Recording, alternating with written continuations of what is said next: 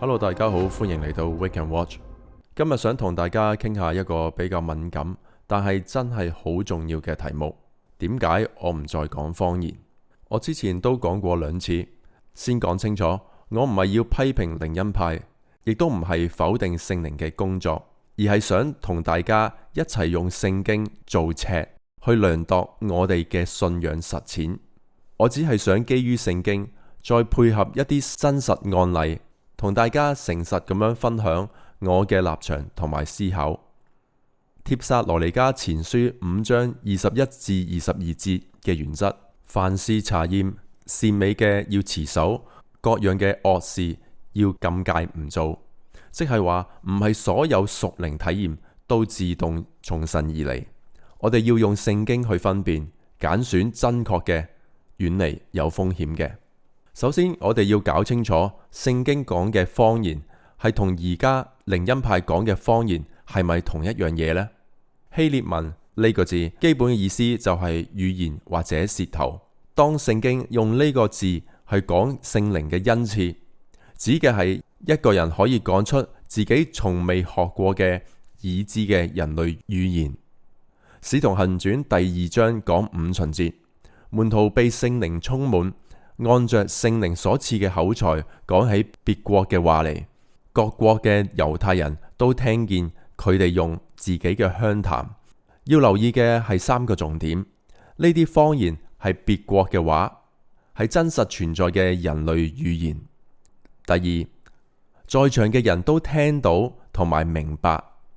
第三，目的係講說神嘅大作為，有明顯嘅宣教功能。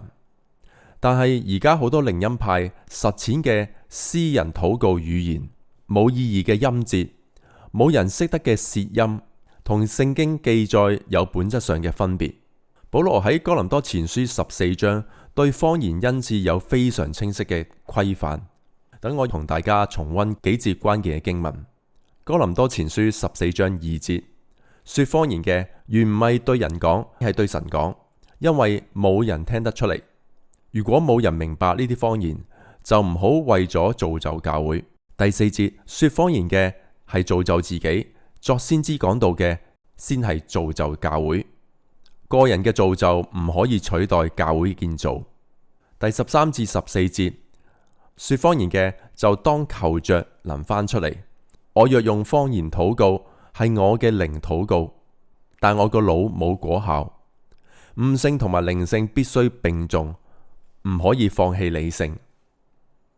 28節，若冇人翻出嚟，就應當喺教會中 shut up， 只係自己同神講，冇翻譯等於唔公開，唔係私下繼續講。第33節，因為神唔係叫人混亂，乃係叫人安靜。秩序同埋分辨先係聖靈工作嘅特徵。聖經入面冇任何一個事例記載有人刻意學習點樣講方言，又或者透過祈求嚟獲得呢項恩賜。聖靈係隨己意分賜恩賜嘅。雖然經文提到方言係對神講，但聖經從未將佢設立為信徒日常嘅私人禱告語言。呢個概念其實係20世紀先至出現，喺教會歷史幾乎冇人相信或者實踐。呢份係香港一間教會2023年處理案例統計表，列出咗超過30宗個案，顯示以下幾類實踐同靈恩派元素高度重疊，而且真係有信徒因此陷入靈界嘅困擾。如果你講嘅話連自己都唔知道係乜嘢，萬一講出嚟嘅係詛咒嘅話，咁會點算呢？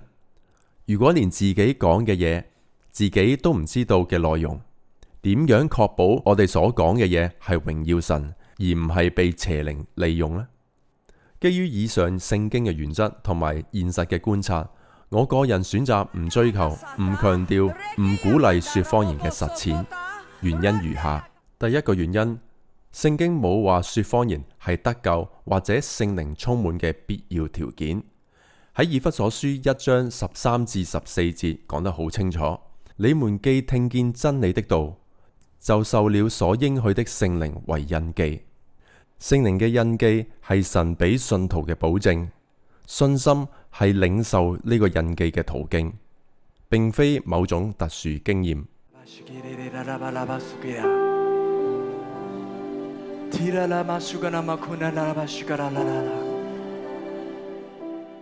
如果話講方言係聖靈充滿嘅必然證據，咁使徒行傳入面好多信徒被聖靈充滿，但冇提到方言嘅經文，例如使徒行傳4章8節、31節、9章17節、13章9節就解釋唔通啦。第二個原因，方言恩賜需要嚴格嘅秩序，但當代實踐常偏離聖經。保羅喺哥林多前書14章反覆強調，凡事都要規規矩矩地按着次序而行。但係好多靈恩派教會嘅實踐係全會眾同時講方言，冇人翻譯，將說方言當做屬靈成熟嘅標誌，鼓勵信徒學習或者模仿發音，將無法理解嘅音節等同於聖靈嘅言語。呢啲做法同保羅嘅教導係直接衝突。第三個原因，現實案例提醒我哋，超自然體驗需要極度謹慎。好多信徒因為追求方言、醫治、預言等等嘅體驗，但係冇以聖經真理為根基，結果反而陷入於靈界嘅捆綁。邪靈最擅長假冒光明天使，當人追求感覺勝過真理嘅時候，就俾咗機會佢哋啦。你能唔能夠肯定你所講嘅係聖經中嘅方言咩？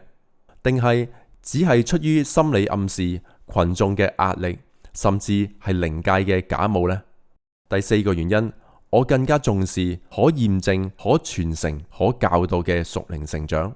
與其追求個人化嘅超自然體驗，我更願意投入時間研讀聖經，建立穩固嘅真理根基，實踐彼此嘅相愛，活出基督見證，參與福音使命，造就他人嘅生命。呢啲係每一個基督徒都能參與、都能成長、都能傳承嘅屬靈嘅道路。我必須強調，我唔係否定所有靈恩派信徒嘅信仰。好多靈恩背景嘅弟兄姊妹同樣愛主、讀經、禱告、傳福音。我嘅關心係，當體驗同埋真理失去平衡嘅時候，風險就產生咗啦。如果你曾經有說方言嘅經歷，我鼓勵你檢視呢個經歷係咪合乎聖經，因為親愛的弟兄啊，一切嘅靈你們不可都信，總要試驗那些靈是出於神的不是。